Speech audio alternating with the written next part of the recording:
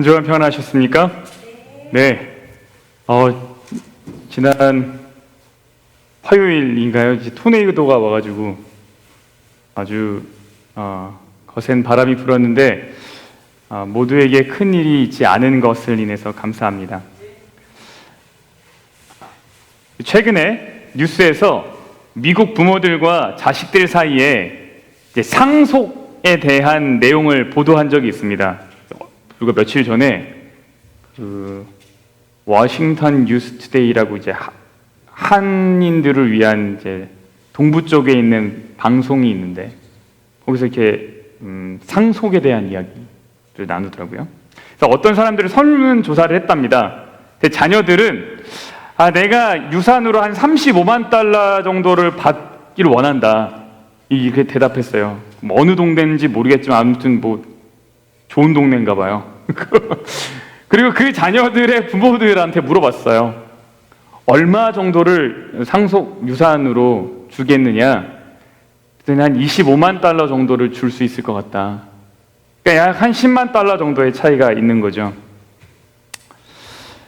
베이비 부모들이라고 해서 이제 아이들을 한참 많이 낳은 세대들, 그 사람들을 조사를 해봤더니 많아야 5만 달러 정도의 유산을 물려줄 수 있고 90% 정도의 사람은 내가 유산을 주기는 원하지만 아직 계획을 세우지 못했다. 한 48%의 사람이. 그러니까 10%는 유산을 줄 생각이 없고요. 90%는 유산을 주길 원해요.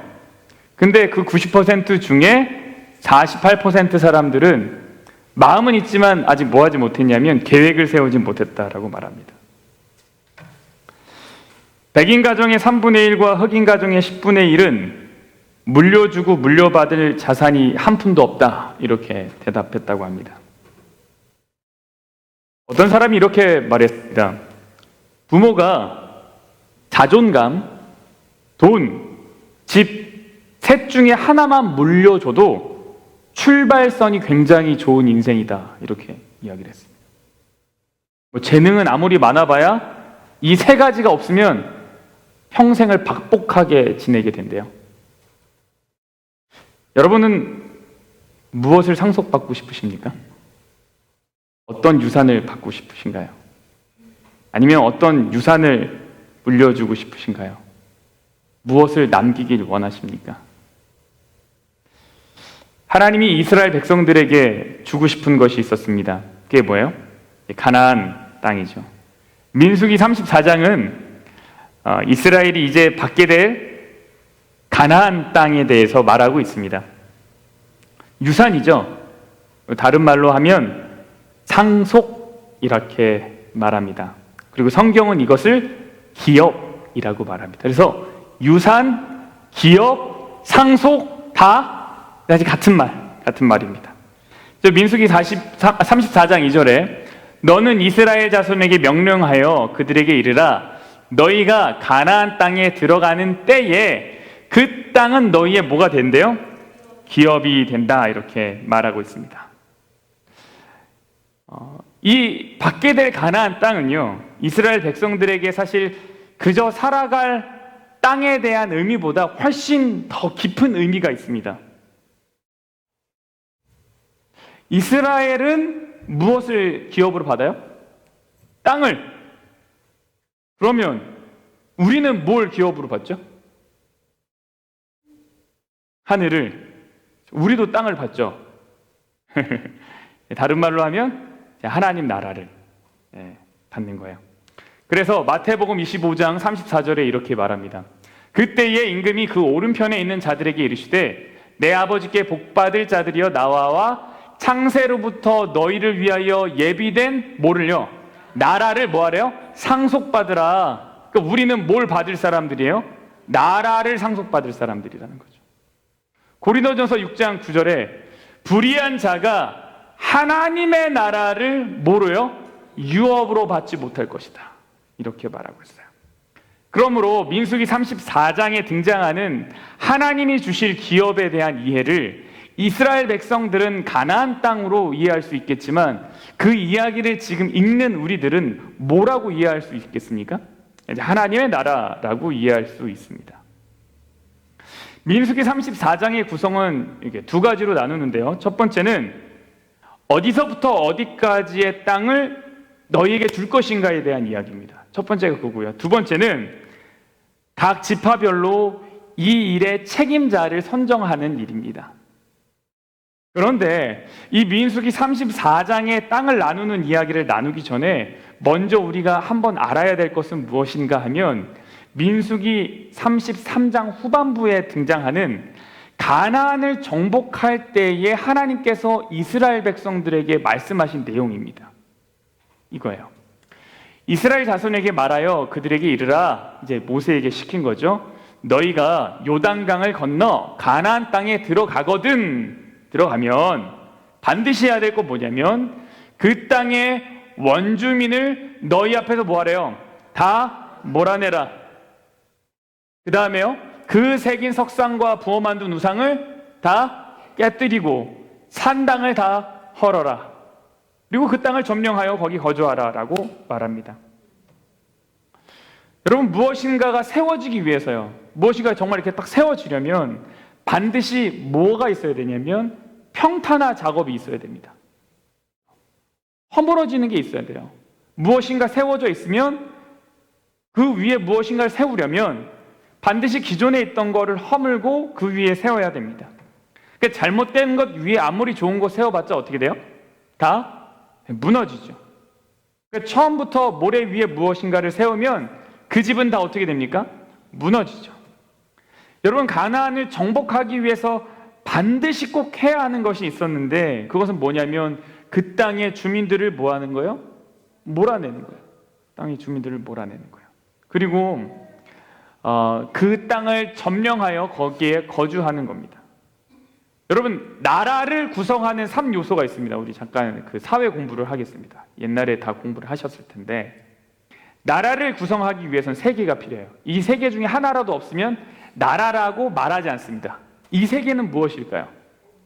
국민, 영토, 주권. 그렇죠. 정말 훌륭하십니다.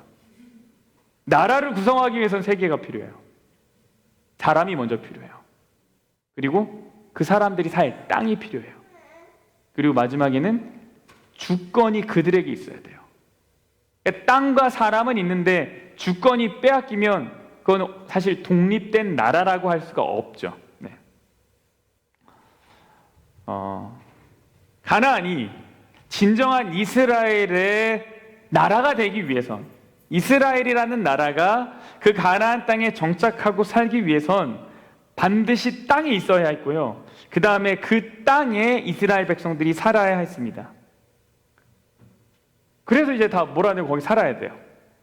그리고 필요한 게 뭐라 그랬죠? 주권. 그래서 뭐 하는 거예요? 다 우상들과 신상을 헐어버리라고 하는 거예요. 당시 가나안에는 굉장히 다양한 이방신들이 있었습니다. 근데 여러분, 하나님이 아무리 인간들에게 자유를 주셨다고 하고 인간들은 자유롭게 신을 선택할 수 있다고 하지만 그러한 신을 계속 섬기며 살도록, 이방신을 계속 섬기며 살도록 하는 것이 하나님이 기뻐하시는 일 아니고 하나님이 계획하신 일도 아닙니다. 가나안 신 중에 누가 있냐면 막 개구리 신, 그죠? 뭐 온갖 게 다 신이에요. 보이는 게 다 신입니다. 그런 신을 섬기는 인간들이 결과적으로 행복하게 마무리가 될 수 없기 때문에 하나님이 진정한 신이 누구인지를 증명하고자 했습니다. 그래서 우상, 신당 이거를 다 헐어버려라, 이 얘기는 뭐냐면 이방 신들이 가지고 있는 그 법칙들, 그들이 세운 법들 다 무너뜨리라는 얘기입니다. 우상 대신 세워질 것은 무엇일까요? 신당 대신 세워질 건 뭐예요? 여기다는 이제 뭐 세워야 돼요? 하나님께 드리는 제단 쌓는 거죠. 제단을 세운다는 건, 하나님의 제단을 세운다는 건 하나님 나라의 법칙이 세워진다라는 것을 의미합니다. 그러니까 가나안을 들어가는 것은요, 이스라엘을 통해 하나님 나라가 세워지는 일입니다. 그리고 이것이 하나님 나라, 그러니까 가나안을 기업으로 받기 전에 받기 위해서 반드시 일어나야 되는 일입니다. 상속을 받기 위해서 일어나야 되는 일. 근데 여기 한 가지 재미있는 일이 있어요. 이게 뭐냐면 53절입니다. 너희의 종족을 따라 그 땅을 뭐 하래요? 제비를 뽑아 나누라고 했어요. 여러분, 이 이야기가 공평하게 느껴지십니까? 자, 한번 볼게요. 사람들은 노력한 만큼 뭐 하고 싶어요? 보상을 받고 싶어요. 노력한 만큼 보상받고 싶어요. 그걸 가장 잘 나타내준 시스템이 뭐예요? 민주주의 자유시장 경제잖아요. 그렇죠? 열심히 뭐한 만큼, 노력한 만큼 내가 받는 거예요. 그래서 가장 전쟁에서 앞서서 나가서 싸운 사람에게는 표창도 하고 상도 주고 나중에 훈장도 주고 나중에 뭐 해야 되냐면 땅을 먼저 선택할 수 있는 기회도 줘야죠. 그런 보상이 있어야지 열심히 나가서 싸우지 않겠어요?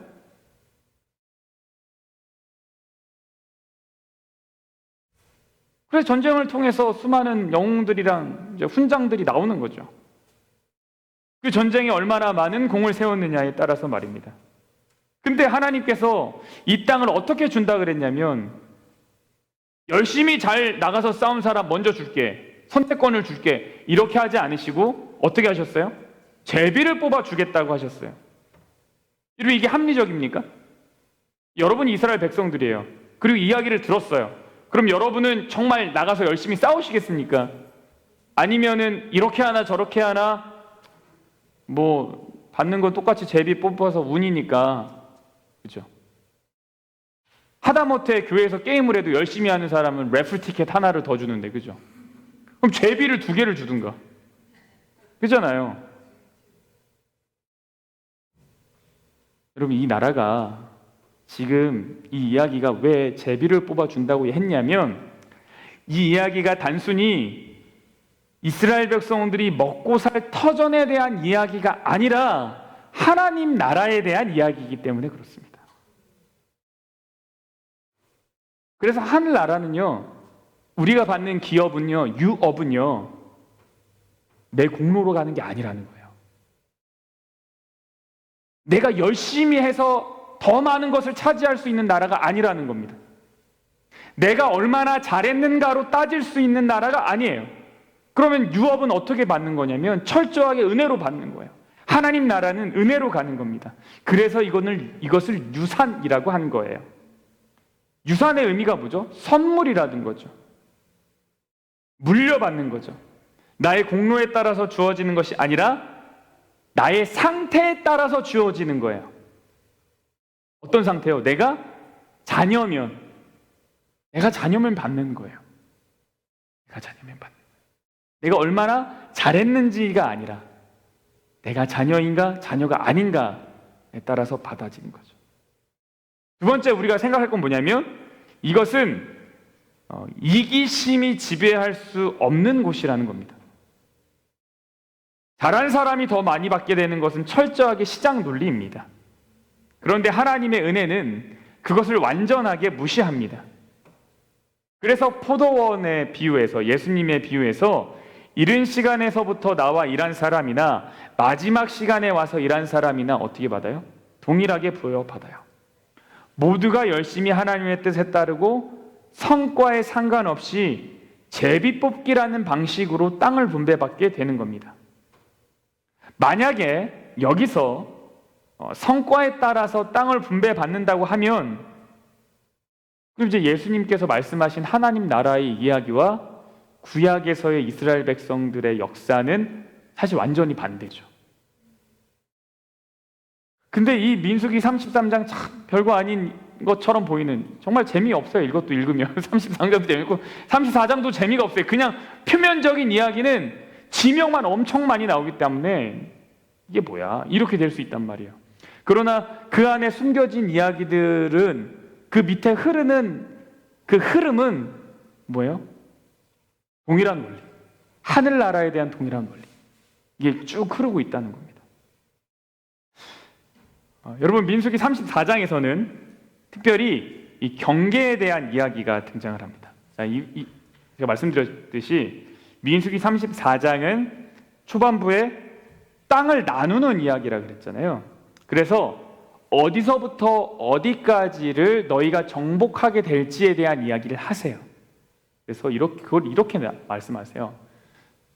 너희의 남쪽은 에돔 곁에 접근한 신광야니 너희의 남쪽의 경계는 동쪽으로 여매 끝에서 시작하여 서쪽 경계는 대해가 경계가 되나니, 대해는 이제 지중해입니다.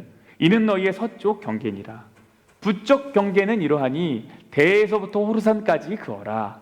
너희의 동쪽 경계는 하살 에난에서 그어 스밤에 이르고. 그래서 하나님께서요, 민수기 34장에 너희들이 정복하게 되어서 거주하게 될 땅에 대한 분명한 경계를 다 그어주셨어요. 아주 명확하게 설명해 주셨어요. 여러분, 경계라는 말은 선이라는 말이죠. 맞습니까? 선. 경계는 선이에요. 그러니까 하나님께서 이스라엘 백성들에게 주실 선물은, 이 유업은 흐리멍텅한 거 아니고요, 아주 분명했어요. 이것이 우리에게 말해주는 것은 무엇인가 하면, 내가 원한다고 더 정복하면 된다는 거예요, 안 된다는 거예요? 안 된다. 정복해도 내게 되지 않는다라는 거예요. 이 선을 넘으면 항상 문제가 생깁니다. 하나님은 경계를 딱 정해주셨어요. 이 선. 이거를 넘어가기 시작하면 문제가 생겨요. 이것을 넘어가는 거는 항상 욕심 때문입니다. 아담과 하와가 이 선을 넘어갔죠. 하나님이 모든 것을 허락하셨지만 에덴 동산에 어떤 거요? 선악을 알게 하는 나무는 허락하지 않으셨어요. 그것이 선입니다. 근데 이것을 넘어간 거예요. 반면에 요셉은 이 선을 넘지 않았습니다. 자신의 주인 보디발의 집에서 수종을 들 때 요셉이 보디발에 있는 집에 있는 모든 것을 다 자기의 소유처럼 관리할 수 있었어요. 그러나 무엇은 안 되는 거예요? 부인은 그러면 안 되는 거죠. 보디발의 아내가 요셉을 유혹하는데 한 번 유혹했나요? 아니에요. 매일 유혹했다 그랬어요. 매일. 요셉을 볼 때마다 눈을 막 개슴치레게 막 띠리고 막, 오늘도 왔어 막. 나중에 유혹하는 장면을 보면 그 집에 남아있는 사람이 아무도 없어요. 그 얘기 뭐예요?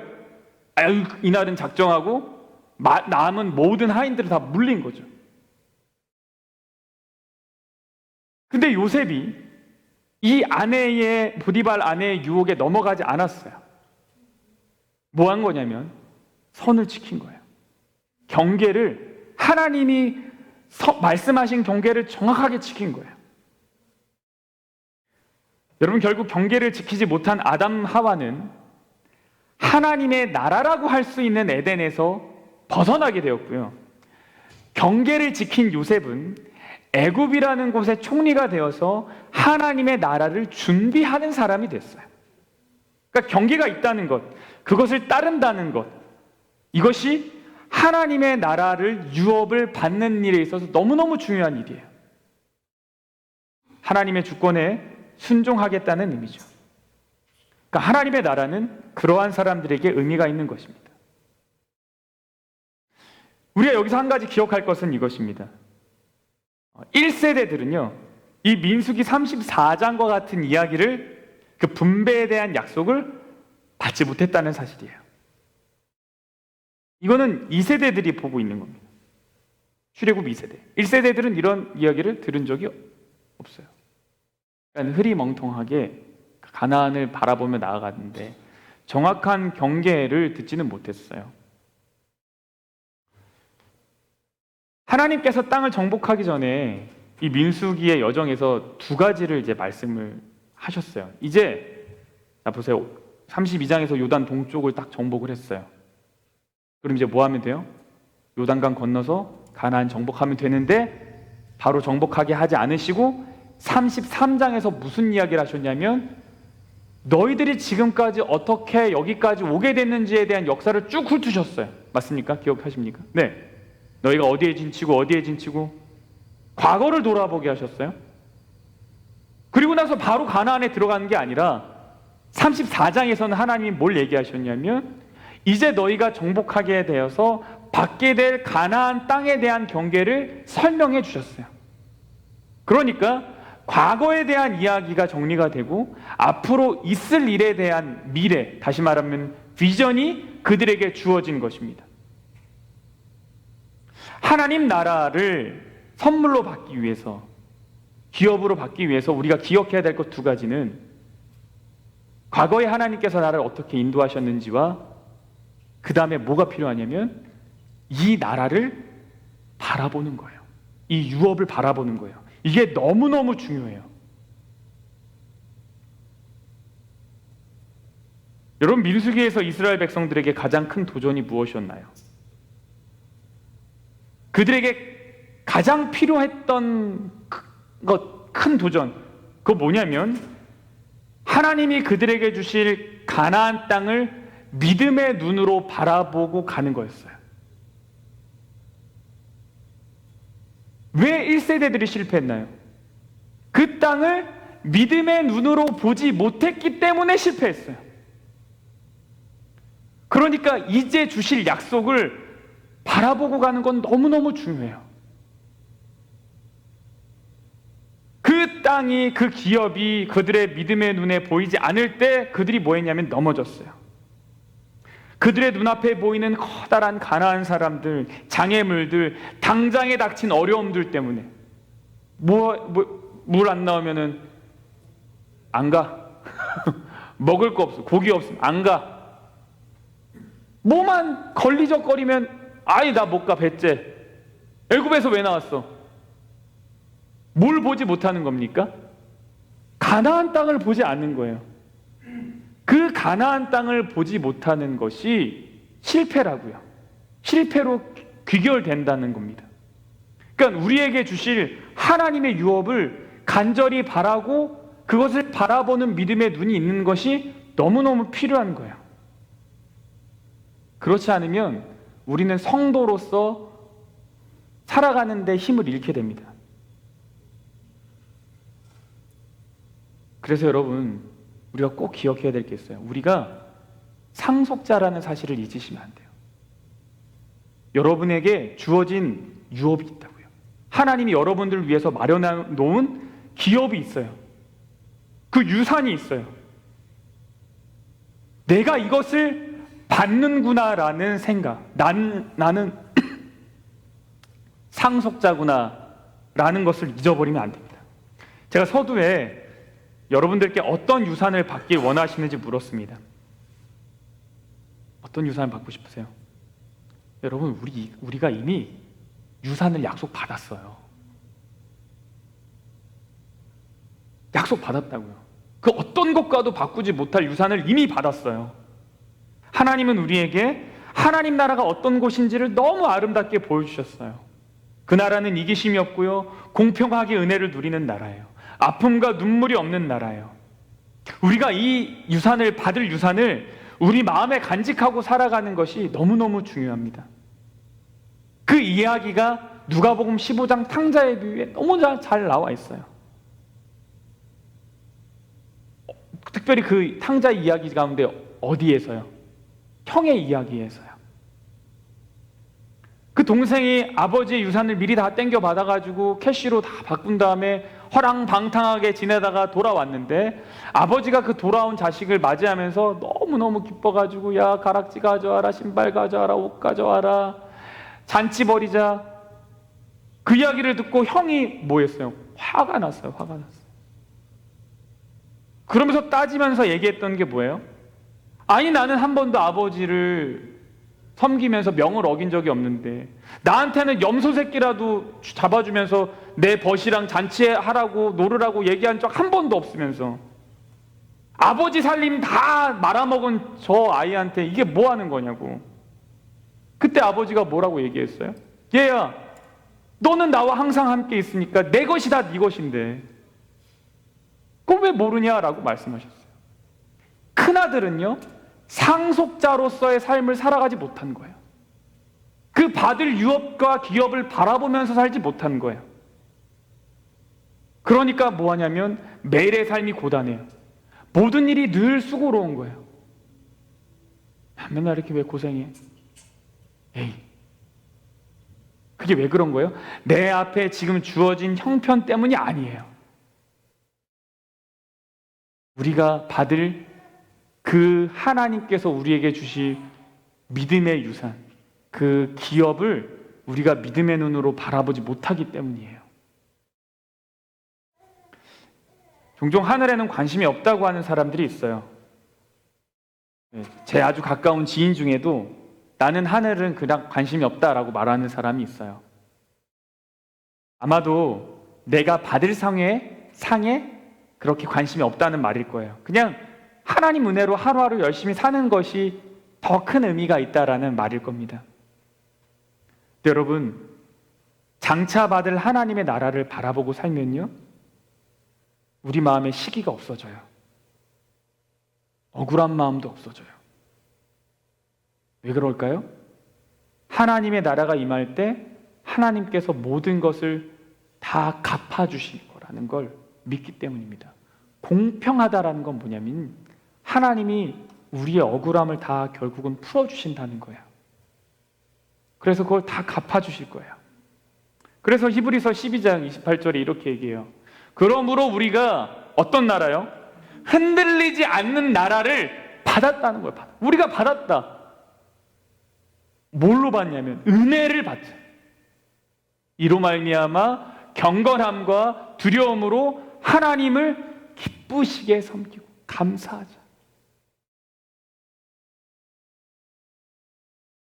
하나님의 나라, 그 유업에 대한 명확한 그 소망, 나는 이것을 받았다, 하나님이 나를 위해서 그걸 준비해 주셨다, 이것이 마음속에 있는 사람, 그것을 바라보고 가는 사람, 기쁘게 섬깁니다. 기쁘게 섬겨요. 내가 이걸 받기 때문이 아니라 그것을 바라보는 것으로 하나님께서 나의 모든 형편과 어려움들을 궁극적으로 다 해결해 주실 것이라는 걸 알기 때문이에요. 여러분, 그래서 우리가 상속자로 살아가면 좋겠습니다. 이미 우리에게 주어진 약속을 바라보며 사는 그런 기쁨이 우리에게 좀 있었으면 좋겠습니다. 그래서 우리의 매일의 삶의 어려움들이 하나님이 장차 주실 영광스러운 선물 때문에 다 견뎌낼 수 있고 이겨낼 수 있고 나아갈 수 있었으면 좋겠습니다. 그리고 그 나라가 나의 노력과 나의 어떠한 재주로 인함이 아니라 오직 하나님의 은혜로 주어지는 정말 그 선물이라는 사실로 기뻐하고 감사하며 사는 우리가 되면 좋겠습니다. 그래서 너 유산 뭐 받을래? 물어보면 난 이미 받았지. 난 약속된 게 있지. 네. 이 땅의 것에 마음 쓰면서 괴로워하면서, 그 제가 아내랑 이제 종종 이제 그 주에 나눌 말씀을 제가 슬쩍슬쩍 물어봐요. 처음부터 끝까지 얘기하면은 아내도 재미가 없을 것 같아서. 그리고 종종 갑자기 모든 내용이 바뀌어야 될 때가 있어가지고 아주 살짝 얘기하는데, 뭘 물려주면 좋을까? 우리 아이들한테 뭘 물려주면 좋을까? 뭘 물려줄 수 있을까? 아까 처음에 얘기했던 돈, 자존감, 집. 일단 집, 돈은 아닌 건 확실하고, 그러면 자존감이라도 좀 줘야 되나? 근데 정말 물려주고 싶은 건 하나님 나라죠. 하나님 나라. 이 나라가 이 아이들의 마음속에 다 새겨지면 우선순위도 정리되고요, 가치관도 정리되고요, 삶의 어려움도 극복할 수 있는 힘이 생긴다는 거 우리가 기억하고, 우리도 그 나라 바라보면서 기쁘게 보내는 안식일 되면 좋겠습니다. 네, 우리 함께 일어나셔서 찬양하겠습니다.